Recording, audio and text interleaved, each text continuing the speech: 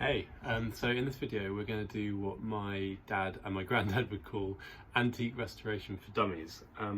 Here I've got a very nice late 18th century tripod table, very cheap, very undesirable, and this one you can see I've spilled water all over the top of. I had a plant on it, I overwatered it and it got all wet and it's messed up the surface, and it's gone basically all the way through to the bare wood, if you can see. And so antique restoration for dummies.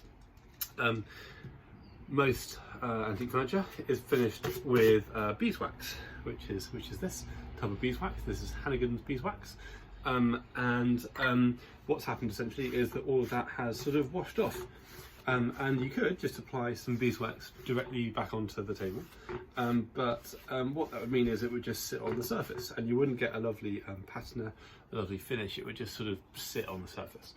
So what we want to do is get the wood to properly absorb all of that nice smelling beeswax, and what we need for that is antique restoration for dummies tool number 2, a hot air gun. You can get away with doing this with a like just a hairdryer, but like a proper hot air gun like this that you use for getting off varnish and stuff looks really scary and dangerous, and you don't want to point it at an antique, but actually it really does the trick.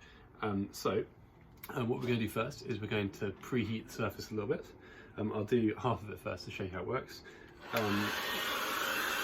So we're going to get the surface nice and warm. You can be pretty brave with this, you can get quite close up.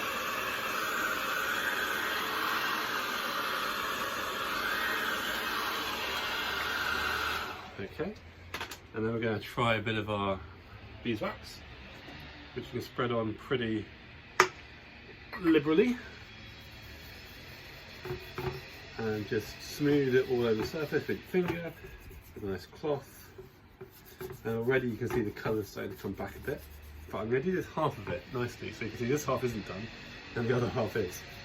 Okay, so we've now got a nice layer of wet beeswax on our surface.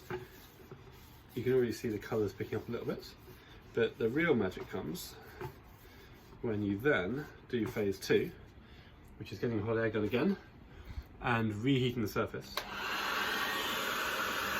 so that all of the wax soaks in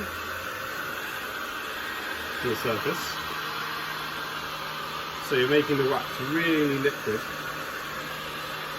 and what happens is the surface soaks it all up. I'm going to give that a quick buff. And you can already see that compared to the other side, it's looking a lot better. So there's the side that's still water stained, there's the side that I've done wax on. But what we're going to do is we're going to keep doing that. So I'd probably do that another 2 or 3 more times. And in fact, I'm going to pause the video while I do that, and then we'll come back.